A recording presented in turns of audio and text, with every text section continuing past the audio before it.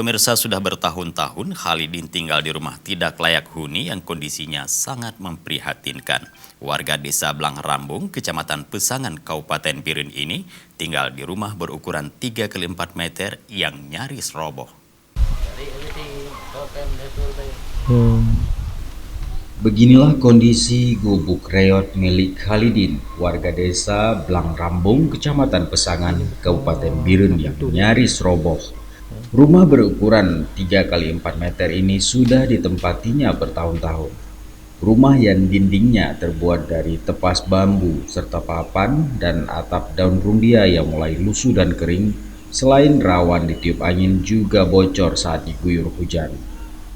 Khalidin mengaku rumah tersebut sudah ditempatinya bersama keluarga sejak 4 tahun lalu. Namun sejak beberapa bulan terakhir, kondisi rumahnya semakin memprihatinkan.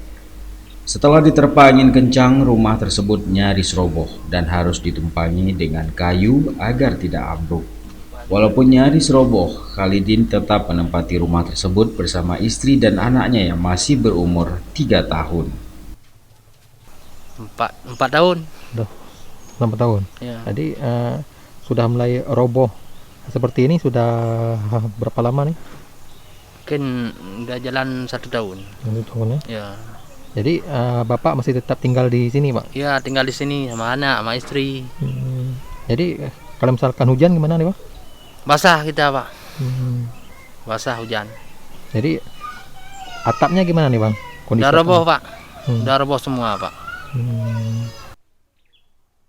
Khalidin hanya berprofesi sebagai tenaga ojek dengan menggunakan sepeda motor sewaan milik tetangga yang berpenghasilan rata-rata Rp40.000 per hari.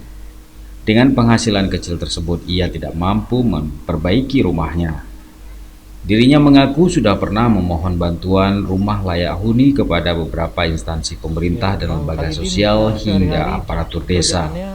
Namun belum bisa dibangun lantaran tidak memiliki tanah pribadi. Dari Biren, Tim Liputan Aceh TV melaporkan. Ini bukan